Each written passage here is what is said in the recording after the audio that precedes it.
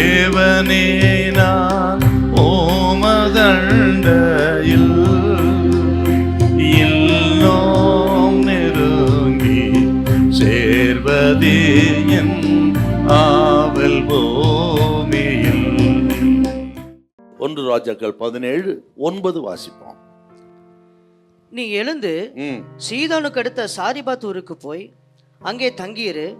உன்னை பராமரிக்கும்படி அங்கே இருக்கிற ஒரு விதவைக்கு கட்டளையிட்டேன் என்றார்.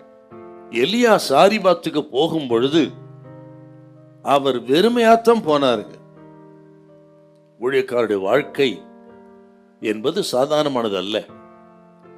கேரி தொற்று போட்டது. கேரி தின்று சாரிபாத்துக்கு போன ஆண்டவர் சொல்றாருங்க. அப்படியே பக்தன் எலியா எழும்பி சாரிபாத்துக்கு போறாரு. அப்படி போகும்பொழுது ஒரு நிலைமை பார்த்தீங்கன்னா, அவர் வெறுமையாய் போறார். அவர் கையில் ஒன்றும் இல்லை.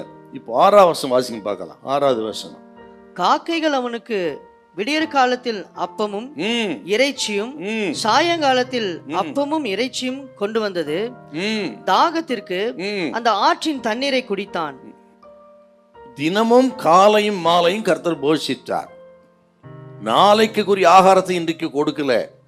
அல்ல, 1 மாதத்துக்குரிய ஆகாரத்தை ஆண்டவர் சேமித்து வைத்து, எலியாவே உமக்கு நான் சேமித்து வைத்திருக்கிறேன், நீ புசித்து குடித்து திருப்தியாயிரு அப்படின்னு சொல்லலைங்க. தினந்தோறும் காலையும் மாலையும் 2 வேளையும் காகங்கள் மூலம் ஆண்டவர் அப்பத்தையும் இறைச்சியும் கொடுத்து ஒவ்வொரு நாளும் எலியாவை போஷித்தார். அடுத்த வேளை ஆகாரத்துக்கு எலியா ஆண்டவரைத்தான் சார்ந்திருக்க வேண்டும். அப்படி அன்றன்றுள்ள ஆகாரத்தை சார்ந்துதான் எலியா வாழ வேண்டும் என்பது தேவனுடைய திட்டங்கள். ஆகவே தான் அவ்வப்போது காலை மாலை என்று ஆண்டவர் கொடுத்து போஷித்து, தினமும் ஒவ்வொரு வேளையும் பக்தன் தன்னையே சார்ந்திருக்க வேண்டும் போஷிப்பதற்கு என்ற ஒரு பாடத்தை கற்றுக் கொடுத்து அப்படி 1 வருஷம் நடத்தினார். ஒரு வேளை கூட காகங்கள் ஆகாரத்தை கொண்டு வருவதில் தோல்வி அடையவே இல்லை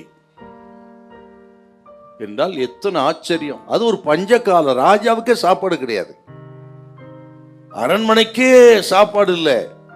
ஆனால் ஒளிந்து கொண்டிருந்த அடியானுக்கு தினமும் நல்ல ஆகாரத்தை கொடுத்து போஷித்தார். ஊரெங்கும் பஞ்சமா இருந்தாலும் சரி, உலகமே பஞ்சமா இருந்தாலும் சரி, தமது ஜனத்தை நடத்துவதில் கர்த்தர் எப்பொழுதும் திருப்தியா நடத்துவார். கர்த்தர் கைவிடவே மாட்டார். பஞ்ச காலத்திலும் போஷிக்கிறவர், வனாந்தரத்திலும் நடத்துகிறவர். கர்த்தர் நம்மை கைவிடவே மாட்டார். ஹல்லேலூயா, ஹல்லேலூயா.